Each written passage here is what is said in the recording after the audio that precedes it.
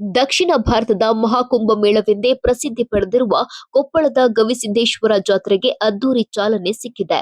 15 ದಿನಗಳ ಕಾಲ ನಡೆಯುವ ಮಹಾಜಾತ್ರಾ ಮಹೋತ್ಸವಕ್ಕೆ ಅಸಂಖ್ಯಾತ ಭಕ್ತ ಸಾಗರ ಹರಿದು ಬರುತ್ತದೆ. ಕೊಪ್ಪಳದ ಆರಾಧ್ಯ ದೈವ ಗವಿಸಿದ್ದೇಶ್ವರ ಮಠದ ಜಾತ್ರೆಯ ಮಹಾರಥೋತ್ಸವಕ್ಕೆ ಅದ್ದೂರಿ ಚಾಲನೆ ಸಿಕ್ಕಿದೆ.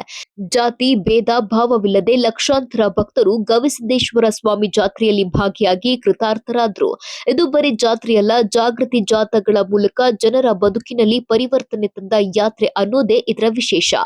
ಎಲ್ಲಿ ನೋಡಿದ್ರೂ ಜನವೋ ಜನ, ಸೂಜಿ ಮನೆಯಷ್ಟು ಜಾಗವಿಲ್ಲದಷ್ಟು ಕಿಕ್ಕಿರಿದು ಸೇರಿರುವ ಭಕ್ತರು.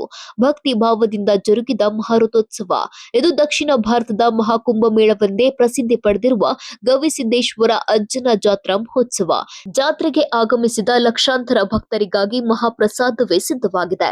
ರೊಟ್ಟಿ, ಹೋಳಿಗೆ, ಚಟ್ನಿ, 20 ಲಕ್ಷಕ್ಕೂ ಹೆಚ್ಚು ಸಜ್ಜೆ ರೊಟ್ಟಿ, 50 ಕ್ವಿಂಟಾಲ್ ಶೇಂಗಾ ಹೋಳಿಗೆಯನ್ನ ಈಗಾಗಲೇ ಭಕ್ತರು ಮಠಕ್ಕೆ ಸಲ್ಲಿಸಿದ್ದಾರೆ. 16 ಲಕ್ಷ ಜಿಲೇಬಿಯನ್ನ 200 ಬಾಣಸಿಗರು ತಯಾರಿ ಕೂಡ ಮಾಡ್ತಿದ್ದಾರೆ.